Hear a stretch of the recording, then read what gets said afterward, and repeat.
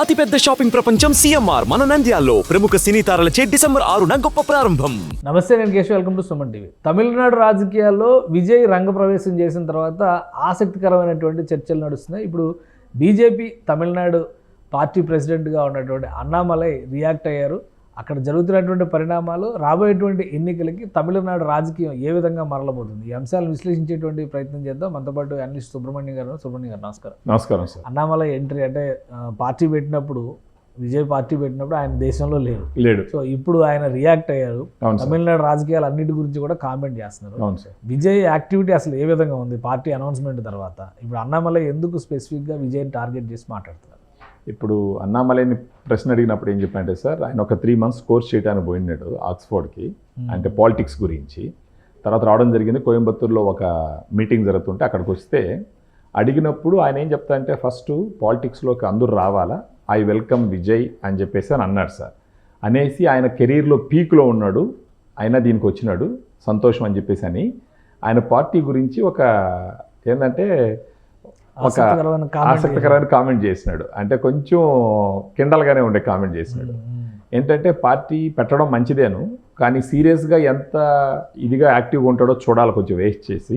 అంటే ఎవరు వచ్చినా అలానే అంటారు, సినిమా వాళ్ళు వస్తే మరీ ముఖ్యంగా అంటారు సీరియస్గా ఉంటారా లేదా. పవన్ కళ్యాణ్ 10 ఏళ్ళ నుంచి సీరియస్గా ఉన్నా కానీ అవును ఆయన పార్ట్ టైం పొలిటీషియన్ అన్నారు. 100% రిజల్ట్ వచ్చినాక అందరూ నోరు మూసినా ఇంకా అదే అంటారు.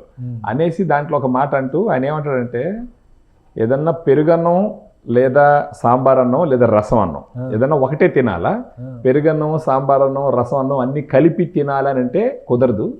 విజయ్ పాలిటిక్స్ వచ్చి కొంచెం కిచిడి పాలిటిక్స్ లాగా ఉన్నాయి అనేసి అని అన్నాడు.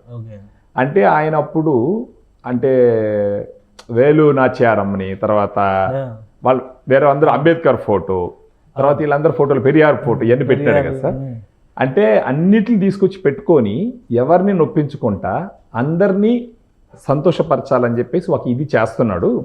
అలా పాలిటిక్స్లో కుదరదు, సక్సెస్ అవ్వరు, ఏదైనా ఒక స్టాండ్ తీసుకోవాలా అని చెప్పేసి అంటూ ఇది కిచిడి పాలిటిక్స్ అని అన్నాడు సార్. అది అంటే కామెడీగా ఈ రైసుల గురించి చెప్పినాడు, కానీ అది ఏముంది, ఇప్పుడు విందు భోజనం అంటే అన్నీ ఉంటాయి. మరి అన్ని తింటే అన్ని కలిపి తినరు, అన్ని ఉంటాయి. అదే విజయ్ అన్ని క్యాటర్ చేసి తింటాడా లేదా మొత్తం కలిపి ఒకేసారి తింటాడా అనేది ఇప్పుడు డౌట్.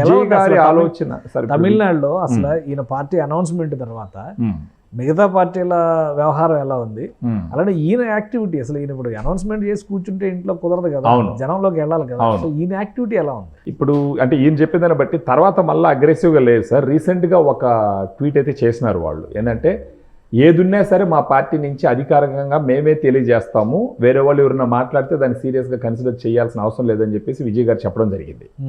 టీవీకే పార్టీ నుంచి మా ఆఫీస్ నుంచే ఈ అనౌన్స్మెంట్ వస్తుంది, మధ్యలో ఎవరెవరో మాట్లాడితే సీరియస్గా తీసుకోవద్దు అని చెప్పేసి అని కొంచెం టైం తీసుకుంటారు. మేబీ మంత్రాలు జరుగుతున్నట్టు ఉన్నాయి. ఇప్పుడు ఈయన అనడం ఏంటంటే, ఈ అన్ని పార్టీలు అంటే అందరిని మెప్పించడానికి చేస్తున్నటువంటి ప్రయత్నం ఉండదు, సక్సెస్ అవ్వరు. అలా అయితే ఏదైనా ఒక స్టాండ్ తీసుకోవాలని అంటే అది కరెక్ట్ కాకపోవచ్చు సార్. ఎందుకంటే మారుతున్న కాలానికి తగ్గట్టు అందరినీ ఏ పార్టీకి ఒక సిద్ధాంతం ఉండదు అనుకోండి, ఆ సిద్ధాంతంలో కొన్ని మంచి ఉంటాయి, కొన్ని చెడు ఉంటాయి. ఆ మంచివి తీసుకొని ఒక కోయిలేషన్గా ఒక ప్రాపర్ అజెండాతో పోవడం ఏం తప్పు కాదు. కాకపోతే ఈయన కూడా విమర్శించాలి కాబట్టి విమర్శించినాడు. కానీ ఒక పాయింట్ క్లియర్గా అన్నాడు సార్, 2026లో తమిళనాడులో ఏ సింగిల్ పార్టీ మెజారిటీ రాదు, డైనాసిటీ పాలిటిక్స్కి ఇక తావు లేదు అని చెప్తూ విజయ్ గారి గురించి ఈ మాట అన్నాడు.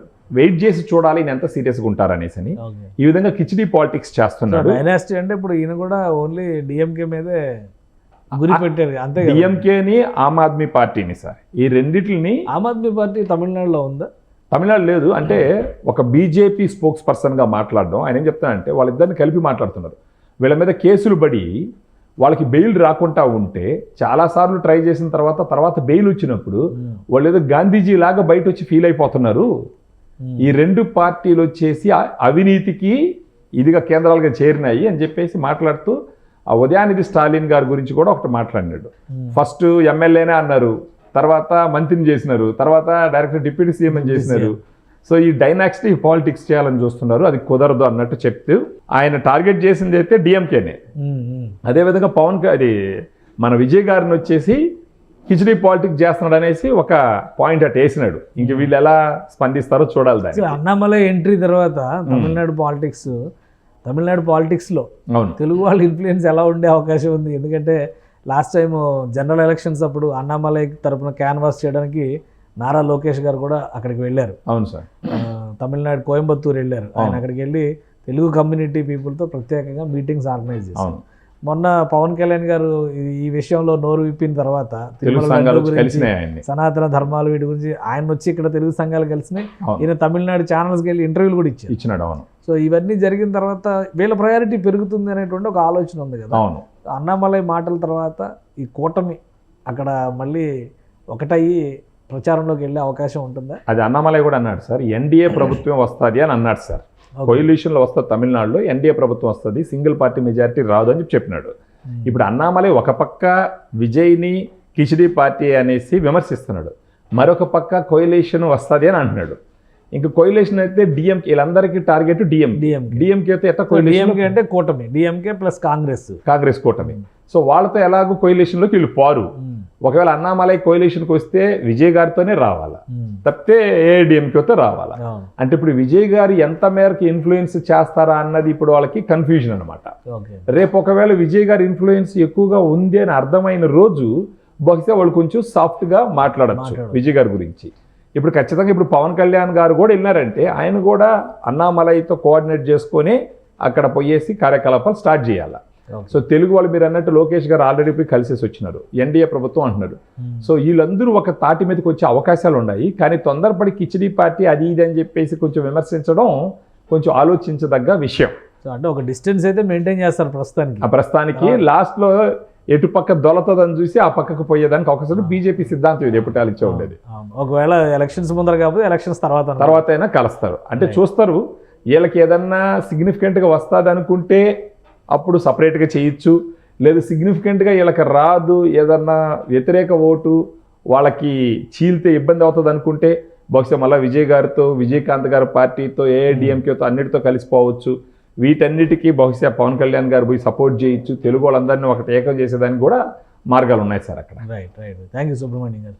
ఇది తమిళనాడు రాజకీయాల్లో రోజు రోజుకి మలుపులు, కొత్త కొత్త ఆవిష్కరణలు కనిపిస్తున్నాయి. ఇప్పుడు బీజేపీ నేతగా ఉన్నటువంటి అన్నామలై చేసినటువంటి కామెంట్స్తో రాబోయే ఎన్నికలకి కూటమి ప్రిపరేషన్ తమిళనాడులో జరుగుతున్నటువంటి సంకేతాలు కనిపిస్తున్నాయి.